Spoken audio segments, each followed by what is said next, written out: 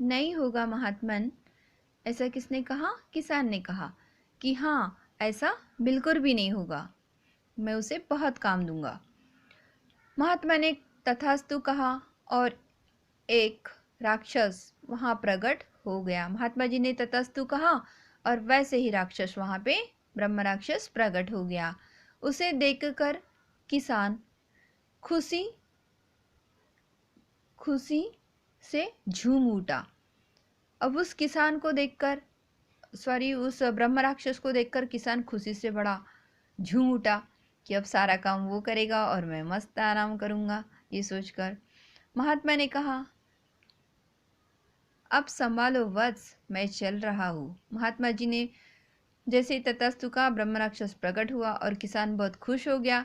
अब महात्मा जी कहते हैं कि अब संभालो वत्स, मैं चल रहा हूँ, यानी इस ब्रह्म राक्षस को अब आप संभालिए, मैं अब चल रहा हूँ, मतलब अब प्रस्थान कर रहा हूँ, जा रहा हूँ। किसान अभी ठीक से खुश भी नहीं हो पाया था, तब तक राक्षस चीख पड़ा।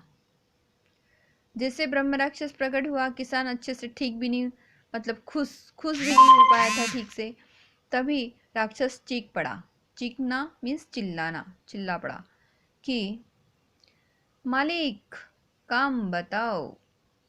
क्या बोला ब्रह्म राक्षस? मालिक काम बताओ। किसान ने कहा, जाओ, जाकर मेरे सारे बगीचे में अच्छी तरह से सिंचाई करके आओ। राक्षस चला गया। अब किसान ने कहा उस ब्रह्म राक्षस को कि जाओ, जाकर मेरे सारे बगीचे में अच्छी तरह से सिंचाई करके आओ, मुझे बगीचा में पानी वानी दे करके आओ। तो राक्षस चला गया बगीचे में पानी देने के लिए। किसान ने अपनी पत्नी से शरबत बनाने को कहा। अब किसान कहते हैं अपने पत्नी को, जाओ मेरे लिए थोड़ा शरबत बना के लाओ। थोड़ी देर बाद किसान की पत्नी शरबत लेकर आती है। शरबत लेकर आई। किसान ने जो ही गिलास पकड़ा तभी राक्षस प्रकट हो गया और चीखा। किसान की पत्नी बस अंदर गई, शरबत बनाकर लेकर आई, तो उतने में ही किसान ने जो ही गिलास पकड़ा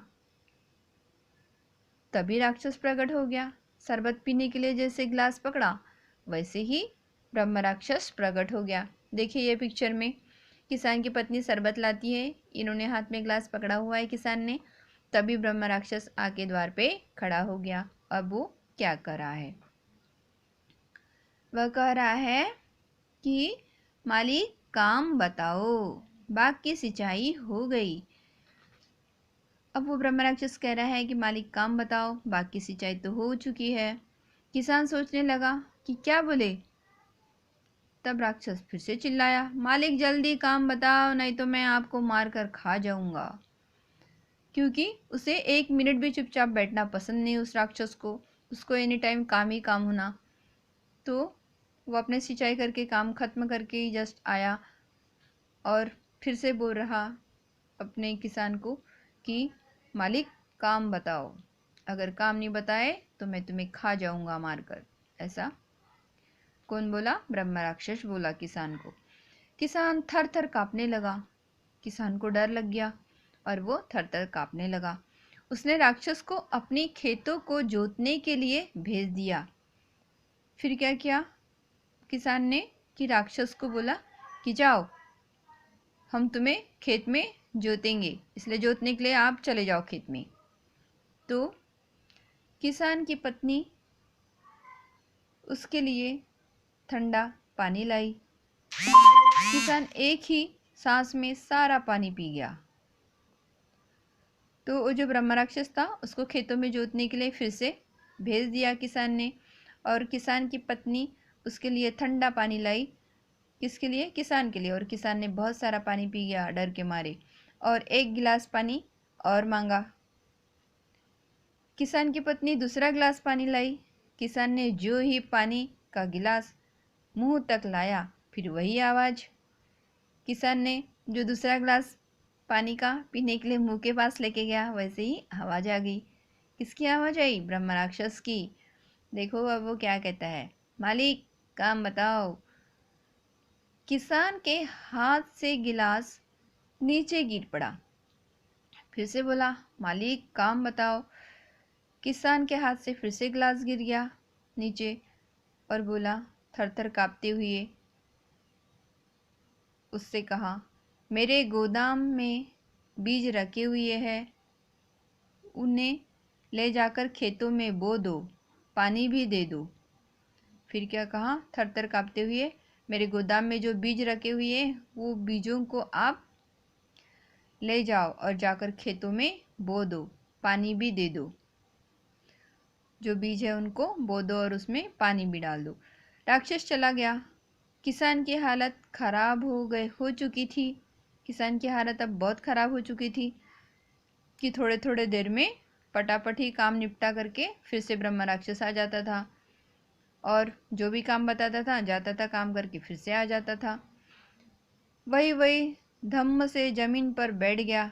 मतलब कौन? किसान डर के मारे, उनकी हालत भी ख़राब हो गई और अपना ही सिर पकड़ लिया। अपने ही सिर पे हाथ रख रख के, मतलब अपने सिर पे हाथ रख लिया उन्होंने। किसान की पत्नी ने कहा, मैंने तो आपसे पहले ही कहा था कि अपना काम खुद करो, आलसी मत बनो।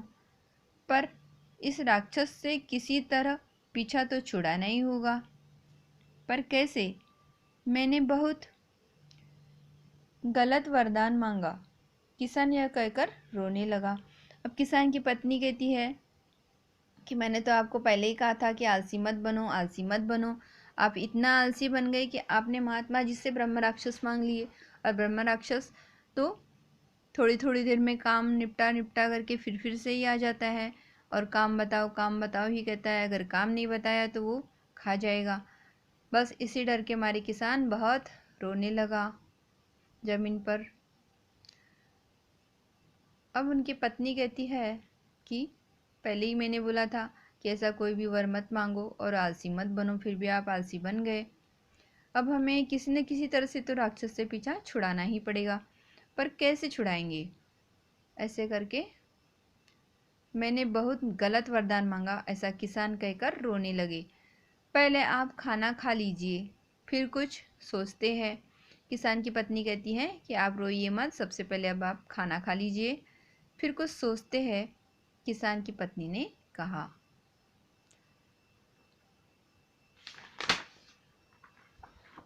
अब